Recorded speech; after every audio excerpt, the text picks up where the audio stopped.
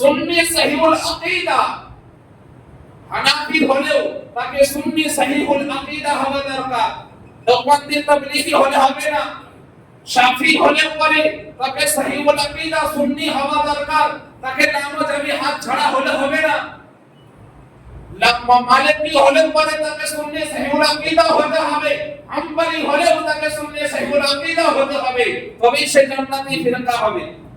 ও হাত ছেড়ে দিলাম, নামাজি হয়ে গেলাম, না মানে মিঠা মিঠা হাফ হাফ করবা করবা থুথু, যেখানে ভালো লাগলো সেটাকে একসেপ্ট করলাম, যেটা খারাপ লাগলো ফেলে দিলাম, ये मैंने बातिल फिरका, ये जहन्नमी फिरका, ये बातिल फिरका, ये जहन्नमी फिरका। কারণ আমি জোর গলাতে বলছি, কোন জায়গাতে লুকোচুরি না। এই ভারতে 1957 ইতিহাস উঠিয়ে দেখবেন, না হলে নোট করুন, রেকর্ডিং করুন, দিয়ে শোনান নিজের আকাবিদেরকে, নিজের সেই সমস্ত দালালদেরকে দিয়ে শোনান। এই ইতিহাসে তোতা পাখি নামে উপাধি দিয়েছে আমিরে খুসরু। ও আমিরে খুসরু বলেছিলেন যে ভারত এমনই একটা দেশ, ভারত এমনই একটা কান্ট্রি, যে কান্ট্রির মানুষ তো মানুষ, পানির মাছও পর্যন্ত সুন্নি। আলহামদুলিল্লাহ, পানির মাছও পর্যন্ত সুন্নি। কারণ এই ভারতের মধ্যে কোনো ফিরকা পরস্তি ছিল না, একটাই ফিরকা ছিল, যার নাম হলো সুন্নি সহিহুল আকীদা ফিরকা। আর আজ ভারতের বুকে 55 থেকে 60 ফিরকার মধ্যে পরিবর্তন মানে রূপান্তরিত হয়েছে। কোথা থেকে? বাংলাদেশের সোশ্যাল মিডিয়া থেকে, ইউটিউব ফেসবুক দেখে ফিরকা পরস্তি। আজ মুসলমান ফিরকা পরস্তি হয়েছে। আজ ওয়াহাবি নামাজের প্রতি আর ভয় হতো না, এবার আসছে শিয়ার যুগ। শিয়া এবার আপনাকে সুফি আর পরেশগারি আর আল্লাহর ওলির ভক্ত में দেখে, হযরত আলী আর ইমাম হাসান ও হুসাইনের ভক্ত में দেখে আপনাকে গোমরাহ করবে। কারণ এই মুসলমান এত জালিম হয়ে গেছে, এত জালিম হয়েছে যে নিজেকে ছাড়া কাউকে চিনে না।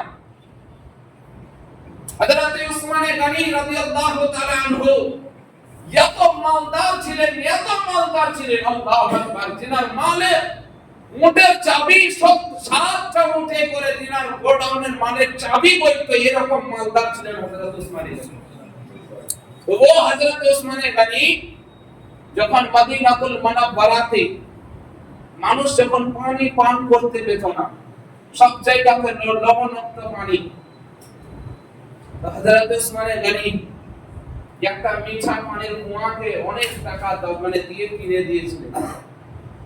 হযরত উসমান গনিকে যখন আপনার কয়েদ করেছিল, তিনাকে যখন এই জালিমরা যখন তিনাকে কয়েদ করেছিল, হযরত উসমান গনি 40 দিন পর্যন্ত না পানি পান করতে পেরেছিলেন, না কোনো খাবার পেয়েছিলেন। তো জাল্লাদ দিকে বলেছিলেন এই সমস্ত নামধারী মুসলমানদের যে আমি যে কুয়াটা কিনে দিয়েছিলাম, সেই কুয়া থেকেই না হলে আমাকে এক ঘুট পানি এনে দাও। তো দেয়নি। 40 দিন পর্যন্ত তিনি উপস্থিত ছিলেন। আল্লাহু আকবার। মাওলানা ইমাম হুসাইন পাক তো তিনার তো শান ও শওকত আমার মাথার উপর, তিনার তো মুহাব্বত দিলের মধ্যে।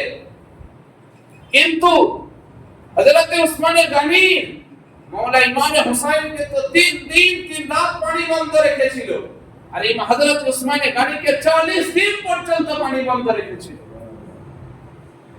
আরে মুসলমান, আজ মুসলমান নফসের গোলাম হয়েছে, মুসলমান পরিবারের গোলাম হয়েছে, মুসলমান দৌলতের অন্ধ হয়ে আজ দুনিয়াতে চলতে আছে। কিয়ামতের নিদর্শন হলো বাপ নামাজি হবে, বেটি বেহায়া ড্রেস পরে বাজারে ঘুরে বেড়াবে। কিয়ামতের নিদর্শন হলো বাপ তাহাজ্জুদ পড়নে वाला হবে, স্বামী তাহাজ্জুদ পড়নে वाला হবে, আর বিবি বাজারে ফ্যাশন করে বেড়াবে। কারণ সে দায়িত্বশীল হবে, সে নিজের বেটি বা মানে বিবিকে কিছু বলতে পারবে না। হচ্ছে তাই বাপ পরেশগার নামাজি হাজি দাড়ি রেখে চলে আসছে, আর বেটিকে আপনার টপ ফ্রক জিন্স পরিয়ে বাজারে বাজারে ঘুরিয়ে বেড়াচ্ছে। ये कियामत निदर्शन है तो की আজ যে মক্কাকে ফলো করছেন না, যে মক্কা হলো আইডিয়াল, মক্কার কুকীর্তি জানেন, এই মক্কাতে নাজিদি হুকুমত আছে, এই হাজার লাখো করোড় সাহাবীকে কতল করে শহীদ করে এরা হুকুমত জমিয়েছে। আর এই মক্কার এই সমস্ত জালিমদের উপরে হুজুর পাক সাল্লাল্লাহু আলাইহি ওয়াসাল্লামের বরদোয়া আছে। আর রাসূল পাক বলেছেন মক্কা থেকে ইসলাম সৃষ্টি হয়েছে, আর মক্কা থেকে ধ্বংস হবে, এখান থেকে শয়তানের শিং উৎপন্ন হবে। আর সেই মক্কাতুল মুকাররমা যে জায়গাটা হলো পাক ও পবিত্র জায়গা, সেখানে সিনেমা থিয়েটার হয়ে গেছে, সেখানে মদের ঘাঁটি হয়ে গেছে, জোয়ার পাল হয়েছে। এমনকি আপনি সোশ্যাল মিডিয়াতে ঘুরছে দেখুন, কোন কিছু জাতি তো ইহরামের কাপড় পরে আরাফাতের ময়দানে তাসও খেলছে। আল্লাহু আকবার। কত মানে হাত মানে আপনার গুনাহ বেড়েছে, ইহরামের কাপড় পরে আপনার আরাফাতের ময়দানে গিয়ে তাস মিটাচ্ছে। আর সেই মক্কাকে আইডিয়াল ফলো করেন, যে মক্কাতে ট্যাম তুলে নামাজ পড়ছে, আমি এখানে ট্যাম তুলে নামাজ পড়বো। মক্কা ইসলামের পাঠ না, ইসলামের পাঠ হলো রাসূল পাক সাল্লাল্লাহু আলাইহি ওয়াসাল্লাম, সাহাবায়ে কেরামকে ফলো করো। কারণ নবী বলেছেন, যদি তুমি নিজেকে পথভ্রষ্ট হতে যদি বাঁচতে চাও, জাহান্নাম থেকে যদি বাঁচতে চাও, তাহলে আমাকে ফলো করো, আমার সাহাবাকে ফলো করো। তারা যে রাস্তাটা আপন করেছে সেটাই হলো সিরাতে মুস্তাকিমের রাস্তা, সেটাই হলো সিরাতে মুস্তাকিমের রাস্তা। আজ তো দুনিয়াতে তো ইসলামকে বিজনেস ভাবে ব্যবহার করা হচ্ছে, বিজনেস করা হচ্ছে ইসলাম। রাসূল পাক সাল্লাল্লাহু আলাইহি ওয়াসাল্লাম বলেন, শেষ জামানা যখন আসবে তো মসজিদ হবে বৈঠকখানা, আর চায়ের দোকানে ফতোয়া ফরাইজ দেওয়া।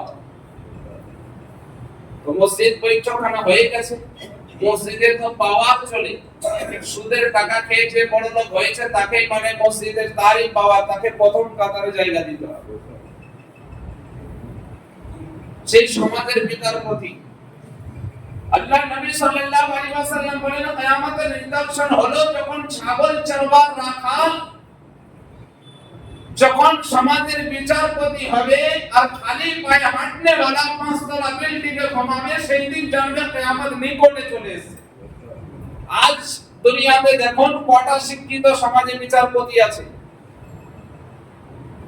কেউ যদি কোন সমাজে কোন মানে অশিক্ষিত মানুষ যদি বিচারপতি থাকে, তো আবার আমাকে অ্যাটাক করিয়েন না, কারণ আমি আমার বাপের ঘরের কথা বলছি না, আমি রাসূলের পাকের কথা বলছি। এটা হক কথা, আপনাদের সামনে আপনাদের সামনে আমাকে বলতেই হবে, কারণ শেষ জামানায় এসে গেছে। আর শেষ জামানাতে আল্লাহ সুবহানাহু ওয়া তাআলা বলেন, বান্দা যেদিন তুমি আল্লাহ থেকে তোমার দিল উঠে যাবে, তুমি আল্লাহ থেকে যেদিন বেরুপ হয়ে যাবে, তুমি ভাবিও না যে আল্লাহ তোমার থেকে বেরুপ হয়ে গেছে, আল্লাহ তোমাকে ঢিল দিয়ে রেখেছে। যেদিন সে আল্লাহ তোমাকে ধরবে, ইন্না বাদশা রাব্বিকা লাশাদীদ, তো তিনার গ্রিপ তিনার পকড়াও এত মজবুত হবে যে দুনিয়ার কোন মানুষ তিনার গ্রিপ আর পকড় থেকে তোমাকে কেউ হিলাতে পারবে না। নালে আপনারা নিজে নিজে রিয়েলাইজ করুন, আমার এত চিল্লানো চেঁচানোর কোনো দরকারই হবে না। নিজে নিজে রিয়েলাইজ করুন যে আপনি আমি নামাজ তো পড়ছি উপর উপর, তো ভিতর থেকে আপনার আমার দিলে কতটা নামাজের মহব্বত আছে, নিজে নিজে রিয়েলাইজ করুন। আপনি আমি মসজিদে জুমার নামাজ পড়তে এসেছি, এখন বারবার ঘড়ির দিকে তাকাবো, বারবার ঘড়ির দিকে তাকাবো যে কতক্ষণে মানে মুফতি সাহেব ছাড়বে, আর কতক্ষণে খুতবা পড়ে আমাদেরকে দুই কাজ মাথা ঢুকিয়ে দেবে, তারপরে কতক্ষণ আমরা বেরিয়ে গিয়ে হোটেলে আর চায়ের দোকানে গিয়ে এখানে দাঁতর বিমান। ঘড়ির শুধু টাইমটাই মসজিদেই দেখতে থাকবো, কিন্তু যখন এই মসজিদের চৌকাট বেরিয়ে যাবে, ওখানেই দাঁড়িয়ে দাঁড়িয়ে বচসা করতে করতে আধ ঘন্টা কেটে যাবে, তখন টাইমের দিকে ফলো থাকবে। কারণ মসজিদ দুনিয়ার সবথেকে উত্তম আর সবথেকে দুনিয়ার শান্তি দেওয়া জায়গা হলো মসজিদ, আর দুনিয়ার সবথেকে নিকৃষ্ট আর জঘন্য জায়গা হলো আপনার বাজার। তো মসজিদে আসার পরে দিল এত বিঘ্নে আর বিচ্ছিরি হয়ে থাকে, যেমন কোন ইঁদুর মানে যখন বেড়ালকে দেখে যেমন মানে তাড়া করে ছুটে পালায়, বা কোনো মানে আপনার শিকারীকে দেখে যেমন ছুটে, সেরকম আপনার আমার হালাত আছে যে মসজিদ আমাদের সহ্য হয় না। কারণ আসলে যদি একটা 15 জামাত হয় আর যদি 16 বেজে যায়, তাহলে তো ইমাম সাহেবের খাইরিয়াত না। শুধু আমার মসজিদের বলে কথা না, দুনিয়ার সব মসজিদের হালাত এইরকম। কোন ব্যতিক্রমে যদি 15 জায়গায় 16 হয়ে যায়, তাহলে তো ইমাম সাহেবের কোনো মানে খাইরিয়াত নাই। কারণ আজকাল তো ইমাম পুষে রাখেন, এখন গোলাম পুষে রেখেছে সব জায়গায়, আর ইমামরা গোলামও হয়ে গেছে। কারণ কমিটির গোলামি না করলে কমিটি তাকে ছাড়িয়ে দেবে। আর দেখছেই তো টাকায় 10টা মৌলবি পাওয়া যাচ্ছে, এক ছাড়াবো তো 1000 মৌলবি আসছে।